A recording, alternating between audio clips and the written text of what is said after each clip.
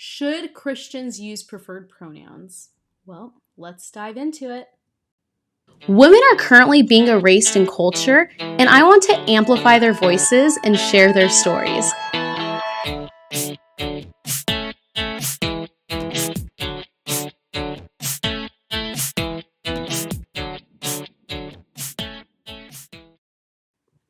I've been hearing a lot of confusion about whether or not Christians should be using preferred pronouns, as we see in emails and Instagram bios, all these different things. We see she, her, he, his for Christian people that aren't trans identifying, that aren't questioning their sexuality, aren't questioning their gender. And there's been a lot of debate about whether or not you should, as a Christian, be using preferred pronouns. And so I just really want to dive into this because there has been a growing ideology of people using pronouns that do not align with their sex, as well as many people, Christians, even Christians, have begun listing their pronouns and, like I said, their bios, email signatures, and so much more in order to present that they are allies with the people in this movement. So, is it loving for a Christian to engage in this ideology? Is it loving for a Christian to use pronouns to show that they are allies? Just like many current social and cultural issues, the Bible may not directly state how to interact with using preferred pronouns. There is no Bible verse that states a Christian should use pronouns to show allyship with people who are trans identifying, or Christians should show their allyship with this movement and put pronouns on their accounts, or Christians should not use preferred pronouns. Although the Bible explicitly states that there is a fundamental distinction between males and females in God's creation of humankind. Not only is it extremely clear on this topic, it's discussed in the very first chapter of the Bible. So Genesis 1:27, it states, "So God created mankind in his own image. In the image of God he created them. Male and female he created them." It's no mistake that there is a clear distinction, that there are male and female created divinely by him in his own image. And Christians, we know that we have no authority to disagree with his truth. Chapter 1 of the first book of the Bible clearly states that there are only two sexes created by him, and biology proves that our gender is assigned to us by him at the moment of conception. If we cannot get the first chapter of the Bible right, if we cannot stand for the first chapter of the Bible, what can we get right? What can we stand for? So Christians, how do we love our neighbor? Do we love them by showing allyship, by putting pronouns after our name, by using preferred pronouns instead of God's given and biologically proven pronouns?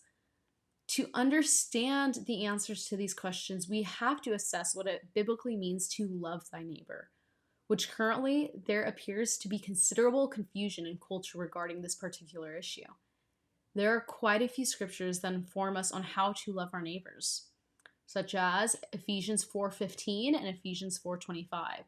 4:15 states, "Instead, speaking the truth in love, we will grow to become in every respect the mature body of him who is the head, that is Christ." Ephesians 4:25 states, "Therefore each of you must put off falsehood and speak truthfully to your neighbor, for we are all members of one body." As Christians, we love our neighbors by speaking the truth to them in love. We must not shame and yell at those who disagree with us, but we love them by speaking the truth to them, and when we know the truth, we must not act against it. To withhold the truth from your neighbor is not loving. When we withhold the truth, we are only left with the opportunity to share a watered-down version of the gospel, which normalizes sin. We also have Ephesians 5:11, which states, "Have nothing to do with the fruitless deeds of darkness, but rather expose them." Isaiah 5:20, "Woe to those who call evil good and good evil, who put darkness for light and light for darkness, who put bitter for sweet and sweet for bitter." Through Ephesians 5 and Isaiah 5, we are not called to engage with fruitless deeds and darkness, but we are here on this earth to expose darkness. When we engage in the lies of preferred pronouns and using pronouns, we are engaging in darkness. We cannot engage in darkness in order to correctly love our neighbors. For our neighbors to truly comprehend the Bible's teachings, we must express love to them through truth and enlightenment. When we embrace the falsehood of using preferred pronouns, we're actually impeding our neighbor's ability to grasp the message of the gospel. By affirming a preferred pronoun or using pronouns in our bios and email signage and more, as Christians, we are not loving our neighbor. By validating their preferred gender identity, we would also be validating that they are not the person who our sovereign God created them as. Paul in Romans 1:32 warns us. He states, "Although they know God's righteous decree that those who do such things deserve death, they not only continue to do these very things, but also approve of those who practice them." As Christians, it is not loving to allow our neighbor to remain in sin. And by adding pronouns to our names, it is not showing allyship in love, but it's showing allyship in sin, which prevents the truth from being told. Christians, it's not loving to lie to our neighbors to affirm sin. And if we believe this is the right approach, we are being foolish to believe that our false human methods of love could be more compassionate, loving, and successful in spreading the gospel message than God's way, which is to spread the truth in love.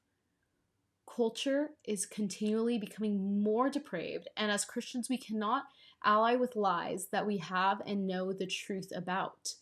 We must continue to be set apart. We must love people by letting them know the truth, and we must do it in love. Do not forget, John 15:18 states, "If the world hates you, keep in mind that it hated me first."